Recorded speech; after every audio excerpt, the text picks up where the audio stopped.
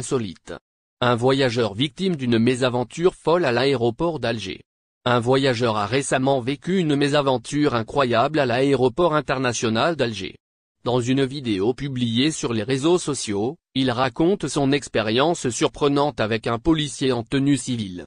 Le voyageur affirme avoir sorti sa caméra, un Canon M50, pour filmer un peu de son environnement. Cependant, il a rapidement été approché par un policier qui lui a demandé ce qu'il filmait et a exigé de voir les vidéos. Le voyageur a exprimé sa crainte en pensant qu'il allait être emmené en prison.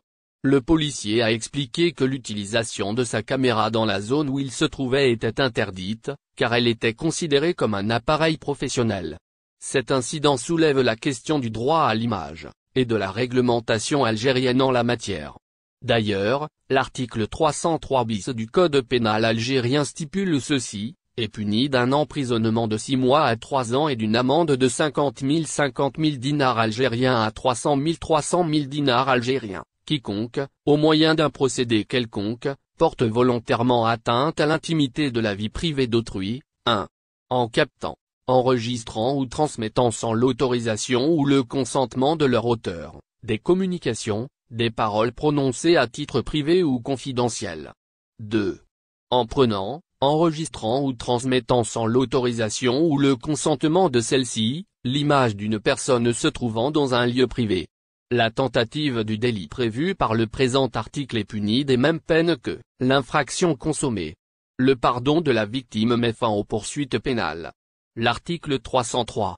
1 bis stipule ceci, est puni des peines prévues à l'article précédent toute personne qui conserve, porte ou laisse porter à la connaissance du public ou d'un tiers ou utilise de quelque manière que ce soit, tout enregistrement, image ou document obtenu, à l'aide de l'un des actes prévus par l'article 303 bis de la présente loi. Si le délit prévu à l'alinéa précédent est commis par voie de presse, les dispositions particulières prévues par les lois y afférentes pour déterminer les personnes responsables sont applicables. La tentative du délit prévu par le présent article est punie des mêmes peines que l'infraction consommée. Le pardon de la victime met fin aux poursuites pénales. Cependant, il est important de noter que la réglementation algérienne ne mentionne pas explicitement l'interdiction de filmer dans des espaces publics.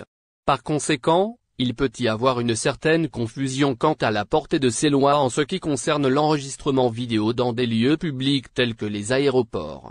Il est essentiel de respecter la vie privée des individus et de ne pas porter atteinte à leur intimité en enregistrant ou diffusant des informations confidentielles sans leur consentement. Cependant, en ce qui concerne les espaces publics, où les individus n'ont pas nécessairement droit à une intimité totale, les lois peuvent être moins strictes.